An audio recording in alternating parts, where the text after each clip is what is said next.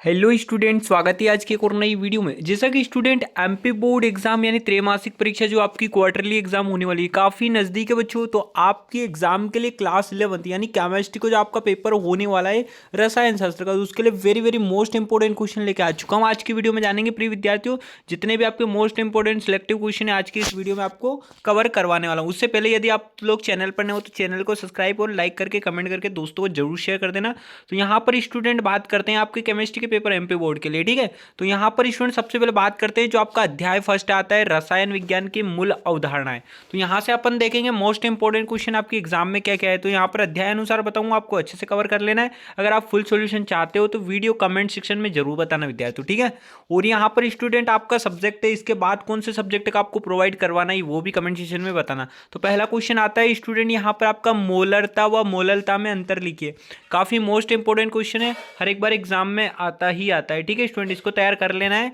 अणुसूत्र व मूलानुपाती सूत्र में संबंध, ये भी एग्जाम के लिए आता है 2-3 नंबर में, इसको देख लेना है।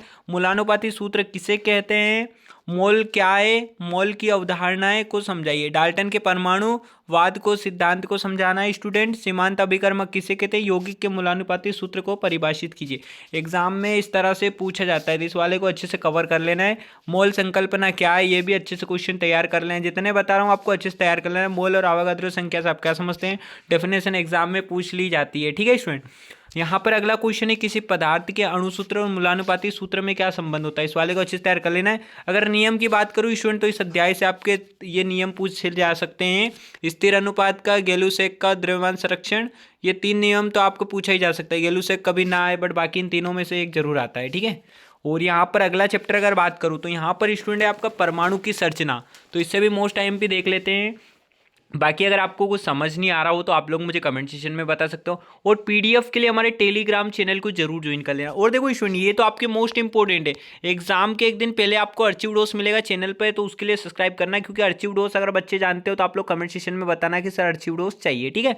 बाकी अगर आप लोगों को भाई ऑब्जेक्टिव क्वेश्चन चाहिए तो वो भी आप लोग बता सकते हो कमेंट सेक्शन में, ठीक है। तो यहाँ पर अगला क्वेश्चन है आपका क्वांटीकरण क्या है, ठीक है। इसको अच्छे से रेडी कर लेना है। कैथोड एनोड और केनो के गुण लिखना है, एग्जाम में आता है। प्रकाश विद्युत प्रभाव क्या है, इलेक्ट्रोड की ऊर्जा शून्य कब मानी जाती है, ठीक है शून्य आपको बताना है। समस्थानिक संभारिक में अंतर बताना है आपको।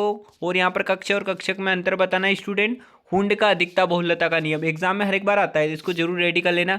क्वांटम संख्या किसे कहते हैं, डी ब्रोगली समीकरण लिखिए, ये वाले भी एग्जाम के लिए काफ़ी मोस्ट इंपॉर्टेंट है। बोर का परमाणु मॉडल, बोर के परमाणु मॉडल विस्तार से समझाते हुए कमियां लिखना है। और यहाँ पर आपके जो नियम है स्टूडेंट, यहाँ से आपका क्वेश्चन एक बनता ही बनता है। यहाँ पर आपका पाउली का अपवर्जन नियम भी पूछ सकता है, ऑबाउ। और यहाँ पर आपका हुंड का, ये अधिकतर आते हैं, कभी n+1 भी आ सकता है। बाकी आपको इन नियमों को अच्छे से तैयार कर लेना है, एग्जाम में पूछा जाएगा, ठीक है। अगला क्वेश्चन यहाँ पर स्टूडेंट अगर बात करें, अगला चैप्टर है आपका अध्याय 3, यानी क्या है आपका चैप्टर 3 में तत्वों का वर्गीकरण, गुणधर्मों की आवर्तिता, ठीक है। तो यहाँ से एक student most important selective question देखते हैं। परीक्षण प्रभाव पर टिप्पणी लिखना है, ठीक है। ऋण विद्युत किसे कहते हैं, विकर्ण संबंध किसे कहते हैं, वेरी वेरी मोस्ट इंपॉर्टेंट है, इसको अच्छे से कर ही लेना, ठीक है। अगला है डी ब्लॉक के तत्वों के सामान्य लक्षण क्या है, संक्रमण तत्व किसे कहते हैं, वेरी मोस्ट है। आधुनिक आवर्त नियम भी मोस्ट है, और मेंडलीव का आवर्त नियम, ये आपके एग्जाम के लिए काफ़ी मोस्ट इंपॉर्टेंट सिलेक्टिव क्वेश्चन है। तो इन क्वेश्चनों को किसी भी हाल में स्टूडेंट आपको छोड़ना नहीं है, अच्छे से तैयार कर लेना है, ठीक है। अगला अगर बात करूँ तो यहाँ पर है परमाणु त्रिज्या तथा आयनिक त्रिज्या किसे कहते हैं, इसको भी अच्छे से तैयार कर लेना है। आयनन ऊर्जा व इलेक्ट्रॉन ऊर्जा बंधुता को प्रभावित करने वाले कारक, ये आपके 3 नंबर का पूछा जा सकता है। संयोजी और यहाँ पर अंतर संक्रमण तत्व, ये सारे क्वेश्चन को आपको अच्छे से तैयार कर लेना। ऑक्सीजन में नाइट्रोजन की प्रथम आयनन ऊर्जा अधिक है, क्यों, क्योंकि कारण में पूछा जाता है। अगला यहाँ पर है द्वितीय आयन ऊर्जा व प्रथम आयनन ऊर्जा में आपको हमेशा अधिक होती है, क्यों, ये आपको अच्छे से कवर कर लेना है। एंड अगला क्वेश्चन अगर बात करूँ तो यहाँ पर डेफिनेशन आपको आ सकती है आयनन विभव और इलेक्ट्रॉन बंधुता, ठीक है। और यहाँ पर अंतर संक्रमण तत्व किसे कहते हैं, विशेषता पूछ सकता है, डेफिनेशन पूछ सकता है, इसको भी आप कवर कर लेना, ठीक है स्टूडेंट। तो यहाँ पर आपके 3 अध्याय तो समाप्त हो गए। अब चौथे अध्याय की अगर बात करें यहाँ चैप्टर 4, तो यहाँ पर है रासायनिक आबंधन एवं आणविक संरचना, तो इसके भी मोस्ट इंपॉर्टेंट देख लेते हैं स्टूडेंट। बाकी अगर आपको फिजिक्स का अगर आपने नहीं देखा हो तो चैनल पे जाके विजिट कर लीजिएगा, और हिंदी इंग्लिश के भी ऑलरेडी चैनल पर अपलोड हो चुके हैं। बाकी आपको कौन कौन से सब्जेक्ट कब कब चाहिए आप बताना। बाकी अर्चिव डोज के लिए यार डिमांड है, तो वीडियो को लाइक करना, दोस्तों को शेयर करना, कमेंट में अर्चिव डोज लिख देना अगर आप लोगों को चाहिए।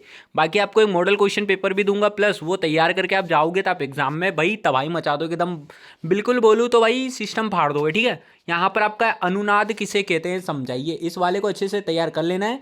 और यहाँ पर सिग्मा व पाई बंद में अंतर, ये डेफिनेशन एग्जाम में पूछी जाएगी 100% श्योर है। ठीक है, आयनिन व उपसंयोजक यौगिक में अंतर भी पूछ लिया जाता है, अष्टक नियम तथा सीमा, ये काफ़ी मोस्ट इंपॉर्टेंट है। ठीक है, जितने भी यहाँ पर बता रहा हूँ अच्छे से तैयार कर लेना है। यहाँ पर अगला है आपका संयोजकता बंध सिद्धांत, ये आपके एग्जाम के लिए काफ़ी मोस्ट इंपॉर्टेंट, 99% चांसेस है ऐसे क्वेश्चनों की, तो आप अच्छे से कवर करना है सारे। यहाँ पर आपका बर्फ है, ठीक है, बर्फ नहीं है, बर्फ जल से हल्की होती है, क्यों समझाइए, ये भी अच्छे से कवर कर लेना है। और यहाँ पर O2 तथा F2 या NT के आणविक कक्षक का आरक बनाना है, ये भी आपको कर लेना है, संकरण वाला।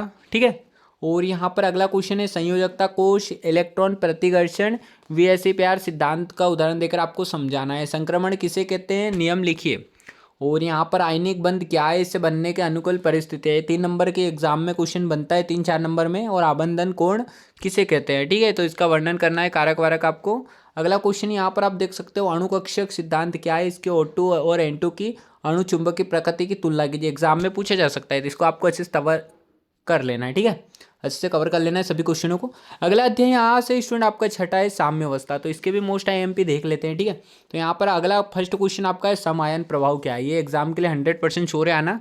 और pH मान क्या है, ये तो एग्जाम में आता ही आता है। ठीक है, ली शातेले का नियम, ये तो काफ़ी मोस्ट इंपॉर्टेंट है भाई, सभी को अच्छे से करना है। ओस्टवाल्ड तनुता का नियम या ली शातेले, इन दोनों में से एक आ ही सकता है। लुईस आर्टिनियस के अनुसार अम्लीय क्षार की परिभाषा लिखिए। संयुग्मी अम्ल और संयुग्मी क्षार से आप क्या समझते हैं, वेरी मोस्ट इंपॉर्टेंट है। और यहाँ पर आपका बफर विलियन किसे कहते हैं, ये वाले भी अच्छे से तैयार कर लें। द्रव्यानुपातिक क्रिया का नियम आपको अच्छे से तैयार कर लेना है। जल अपघटन की कोटि क्या है समझाइए, इसको तैयार कर लेना है। साम्य स्थिरांक केपी और कैसी में संबंध स्टूडेंट, ये 3 और 4 नंबर में आता है, इस बार समझो पेपर में छप चुका है। ठीक है, बक्की बक्की में छाप देना है, इसको अच्छे से तैयार कर लेना। pH स्केल भी कर लेना है आपको। ली शातेली सिद्धांत क्या है, इन सभी क्वेश्चनों को आपको अच्छे से तैयार कर लेना है। अगला अगर बात करूँ तो यार नेक्स्ट अध्याय आपका आता है स्टूडेंट 8। ठीक है, तो यहाँ पर आपका एक कार्बनिक रसायन कुल कुछ आधारभूत सिद्धांत एवं तकनीक, तो यहाँ से आपके IMP क्वेश्चन देख लेते हैं स्टूडेंट। यहाँ पर आपका प्रेरणिक प्रभाव किसे कहते हैं, टिप्पणी लिखिए, तो ये वाला अच्छे से कवर कर लेना है। ज्यामिति समाव्यता के कारण लिखिए, ये भी अच्छे से कवर कर लेना है। अगला इलेक्ट्रोमैरिक प्रभाव किसे कहते हैं, संक्षिप्त टिप्पणी लिखिए। प्रेरणिक प्रभाव और इलेक्ट्रोमैरिक प्रभाव में अंतर, तो ये आपको अच्छे से कर लेना है।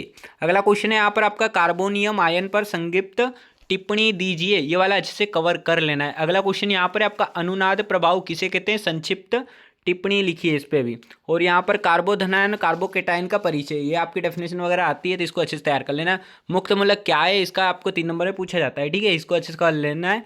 और अगला यहाँ पर इलेक्ट्रॉन स्नेही, अभिकर्मक, नाभिक स्नेही और अभिकर्मक पर टिप्पणी, ये आपके एग्जाम के लिए काफी मोस्ट इंपोर्टेंट। यौगिक की संरचनात्मक समूह सूत्र आपको बताना है, तो ये भी आप अच्छे से आपको कवर कर लेना है। बेंजोल्डिहाइड एसीटोन, इथाइल एसीटेट और एसिटोमाइड। ठीक है, और IUPAC नामकरण की अगर बात करूँ स्टूडेंट, तो यहाँ पर इन तीनों को आपको अच्छे से कर लेना है, क्योंकि जो मोस्ट इंपॉर्टेंट था आपका वही लेके आया हूँ। बाकी नियम की अगर बात करूँ, हकल का नियम और माइक्रोनिकॉफ का नियम, ये नियम भी आपके एग्जाम में आ सकते हैं ना, तो इनको भी आपको अच्छे से तैयार कर लेना है। तो स्टूडेंट देखो, अगर आपको इसका सॉल्यूशन चाहिए तो कमेंट सेक्शन में जरूर बताना। अर्चिव डोज और मॉडल क्वेश्चन पेपर आपको जल्दी प्रोवाइड किया जाएगा, आप कमेंट सेक्शन में जरूर बताना। और ये वीडियो अपने दोस्तों को शेयर कर देना और इन क्वेश्चन को अच्छे से तैयार कर लेना, क्योंकि मॉडल पेपर आपका अर्चिव डोज इन्हीं से बन के आएगा। तो best of luck student, thanks for watching, मिलते हैं और नेक्स्ट वीडियो में। टेक केयर, बाय बाय, बने रहिए आपके अपने यूट्यूब चैनल फेमस एजुकेशन पर।